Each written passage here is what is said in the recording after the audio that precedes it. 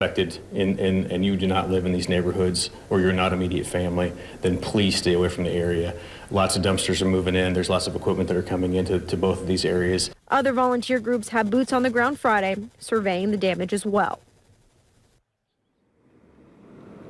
We spoke to some of those volunteer groups over the phone who are here now. They said they've been on both sides of the river talking with people to see what they need. We know the Red Cross is going to be out here tomorrow to work with people, as well as a few other groups as well. So that's where the cleanup is right now. For now, reporting live in Indiana, Madison Elliott, WLKY News. Thank you, Madison. And just across the river in Milton, Kentucky, a powerful tornado ripped across part of Trimble County. You see some of the damage right here. No serious injuries were reported, but as Lauren Adams reports, the destruction in this small town was widespread. Well, county officials here telling me that yesterday, and really in a matter of moments, 85 structures were damaged. That's homes and businesses like this one right here. You can see this sign was ripped off the roof and fell just feet from where customers had been parked. Here in Milton, while there are signs of progress, it's hard to miss the destruction left by Thursday's storms. In downtown, the bank and post office, along with several businesses, were damaged. Yogesh Pal rode out the storm inside his convenience store. Winds measuring 117 miles per hour brought down his signage. We thought the whole building is going to go away. A few blocks away, Gary Bright, and he's chosen to live in a tent as he works to save what he can, remembers the moment the tornado ripped off the roof of his apartment. It started to rain, and then all of a sudden the wind hit, and when it did, the building went like this. I mean, it jumped. The National Weather Service has confirmed an EF2 tornado touchdown, ripping off roofs, toppling trees and power lines, leaving at one point nearly the entire county in the dark. Most are also without water, so water by the caseload and hot meals were distributed Friday at the firehouse by volunteers. Just being able to come down and get a hamburger, a hot dog, I mean, it means a lot. One of the hardest hit areas in Milton, the waterfront homes nestled between the Ohio and Highway 36. J.C. Powell and two others are staying at a house and took shelter in a bathroom that was barely missed by this monstrous tree. There's a lot of things that went into play that kept us safe, and we're extremely lucky. The man above, yeah. The man upstairs is the only reason we're here today. Now, certainly a lot of close calls in this small town yesterday. One woman I talked to says when the tornado hit, she had no choice but to take shelter in this car wash right here behind me. That is where she rode out the storm. But incredibly, no serious injuries were reported in Trimble County.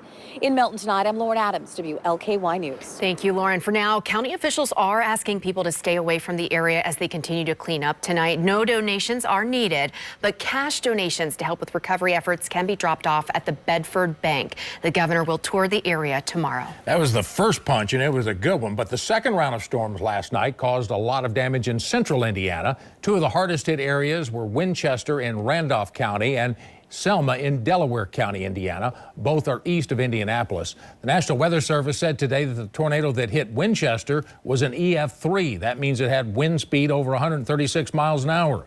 No determination has been made about the storm in Selma. Dozens of people were hurt, but no deaths have been confirmed.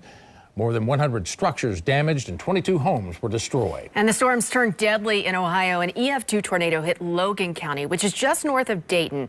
At least 3 people were killed in that community. Search crews and cadaver dogs are now looking for any more victims. More than a dozen other people were in the hospital with broken bones and concussions. The EF1s were confirmed in other parts of the state. And now to get a closer look at the path of the storm that hit our area. Yeah, he's been working hard here the last couple of days until 2 o'clock last night, keeping us safe. Jay Cardos, he's here now with more on that. Hey, Jay. Hey, guys. Yeah, the entire WLKY weather team working overtime with this latest stretch of severe weather. We're done with the severe weather. That's the good news. Not expecting anything big for the foreseeable future. Let's go back in time. This was yesterday late afternoon. The storm path as that supercell moved across our northeastern communities. And again, the one thing we don't know to this point, was it one continuous track? Surveys continue, so the National Weather Service, they're going to be making or connecting the dots, if you will, as we go forward in time. They'll determine that with time, but we do know Hanover, Milton, Madison, Sandy Beach towards Carrollton, the counties of Jefferson, Trimble, Carroll, as well as Switzerland and southeastern Indiana, all impacted to some degree by this strong tornado. It was indeed an EF2, max winds to this point, and this could still change, 117 miles per hour, damaging homes, uprooting the trees. If there is some great news to report, no fatalities, the injuries on the minor side. But again, as I talked about, those storm surveys continue.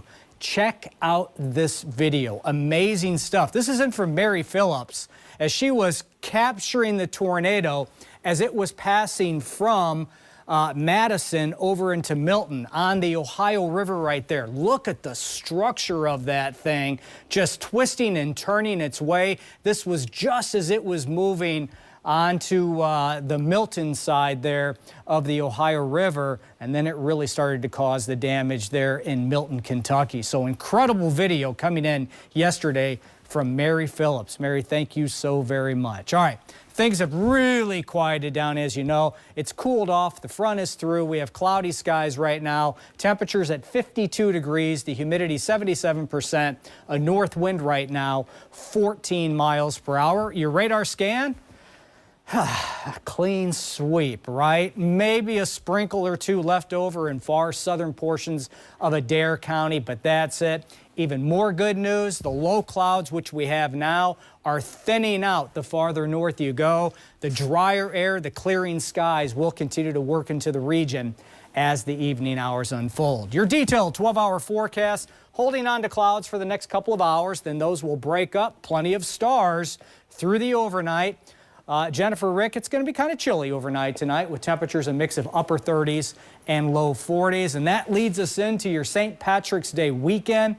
It looks great. It looks fantastic, especially tomorrow. That complete 7-day forecast that is coming up next. All right, Jay, thank you. Yes. Kentucky voters will decide whether to change the state's constitution to allow public tax dollars to be spent on private schools. A look at the controversial bill that passed today ahead at 5:30.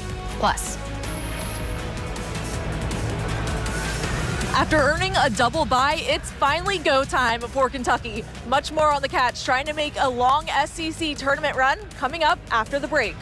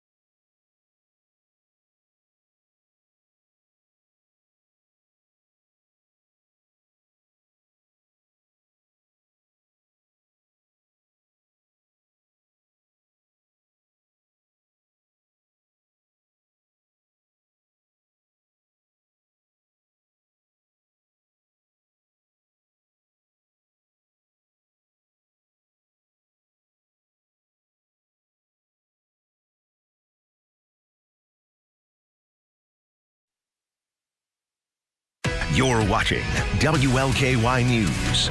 UK men's basketball team takes the court tonight in the SEC tournament. Nashville is filled with blue right now. The Cats face Texas A&M in about 2 hours. Our Britt Del Barba is live in Nashville for us with a look ahead at the matchup. Hey, Britt. Rick, Jennifer, head coach Calipari has one of the youngest teams in the nation. That's nothing new. Calipari's formula, talent over experience, it's working. The Cats coming into tonight are on a 5-game win streak. Only 3 players on this year's roster returned: Antonio Reeves, Adu Thiero, and Ugonna Onyenso. It might be new territory, but the young Cats, they aren't concerned. Like in the first 4 minutes, people are going to be gassed because it's going to be everyone's adrenaline's going to be gone and everything. But after that first win, I think everyone should be okay. You just take it step by step. You just try to hope that everybody's on the same page. You always get nervous before the games. I don't care whether you're a player or a coach. But once you've been through it, you understand that's part of the game. We're a young group, Most of us are freshmen, and we haven't been in this situation before. Sometimes it can be overwhelming, We just got to stay the course. The course in the SEC tournament hasn't been kind to the Cats. Kentucky, knocked out of the quarterfinals last year by Vandy, hasn't won the tournament title since 2018. Reporting live in Nashville, Britt Del Barba, WLKY Sports. Better come ready to play. Tennessee found out today you can be upset. Tennessee out of the SEC tournament. As for our other local teams, Western Kentucky is up big in its Conference USA semifinals against Middle Tennessee State. In fact, they're up 33 points with under 2 minutes to play in that game. Fred will have highlights tonight at 6. And the Indiana Hoosiers have advanced to the Big Ten tournament. They beat Penn State in the opening round last night, 61-59. Tonight at 9, the Hoosiers will take on Nebraska. The Big Ten tournament is being played at the Target Center in Minneapolis. Well, get excited, Racing Louisville fans. The Women in Purple are back tomorrow afternoon. Mayor Craig Greenberg held his weekly press conference today where he announced the start of Racing Louisville FC's 2024 season. And the mayor not only announced the team's first game, but also received his very own jersey and matching scarf in honor of Racing's achievement of best jersey in the entire league. With a new coach and new faces on the team, Greenberg says it's sure to be a great season for Racing Louisville. I just want to encourage everyone, bring your family and friends. It is such a fun experience to be here at Lynn Family Stadium for both Racing and for Lou City as well. Both two amazing teams. An amazing stadium, too. Racing Louisville will play the Orlando Pride tomorrow afternoon at 4. You can buy tickets online or at the Lynn Family Stadium box office. Now, your WLKY weather with Chief Meteorologist Jay Cardosi. All right, hey, check out the live tower cam right now as we're looking back at downtown Louisville. From the Sheraton in Jeffersonville, we have mostly cloudy skies overhead. Starting to see a couple of breaks, especially on the northern horizon. I think that trend will continue as these clouds slowly clear out over the next several hours. We're 52 degrees, the humidity shy of 80%, a north wind in here right now. Kind of brisk, but that too will be tapering off. Now coming at us at 14 miles per hour. The radar scan looks great, though. A sight for sore eyes. Nothing showing up around the metro, surrounding regions. Could be a sprinkle or two. Far eastern sections of Spencer County in Kentucky, right near Taylorsville Lake. Aside from that, not much happening. Also, maybe a couple of sprinkles south of the Cumberland Parkways in southern Adair County. But again, that's just about it. Everybody will see the drier air continuing to work in. So any and all sprinkles, drizzle ends quickly. Even the clouds will be clearing. The clouds will be clearing from north to south across the viewing area. Low 50s next couple of hours will turn into the 40s by midnight here in town, and even a little bit cooler in the outlying regions. As we work through the overnight, we'll hold on to plenty of stars. It's going to be quiet for a change, and those temperatures will settle back into the upper 30s and low 40s by early tomorrow morning. Here's the big picture, and you can see the rain chances now well off to the east and south. East of us, there's all that clearing going on off to the north-northwest. Little bubble of high pressure kind of nosing in from the central plains. By the way, the cold front that brought all the nasty weather to the Ohio Valley in scattered locations, is now well off to the east of us and moving in that direction. We can say goodbye to that thing as that high builds in for the weekend and actually brings us some pretty nice weather for tomorrow and also for Sunday, St. Patrick's Day. Tomorrow, a mix of clouds and sunshine, especially in the afternoon, but it's going to be beautiful. High temperatures around 67. St. Patrick's Day, a little bit cooler. A few more clouds around, but you know what? Upper 50s, it's just about where it should be for the time of year, so decent. We'll call it 59 on your Sunday afternoon. Here's the remainder of your 7-day forecast now. Okay, a little shot of cold air is going to work in for Monday. We'll go mostly cloudy. Some of the data is suggesting that there could be a flurry late Monday afternoon, Monday evening. It won't amount to anything, but it just goes to show you how cold the air is that's moving in. Briefly anyway, as we're down to 28 Tuesday morning. Spring arrives Tuesday evening officially. Not a bad day, 56. That moderating trend will continue.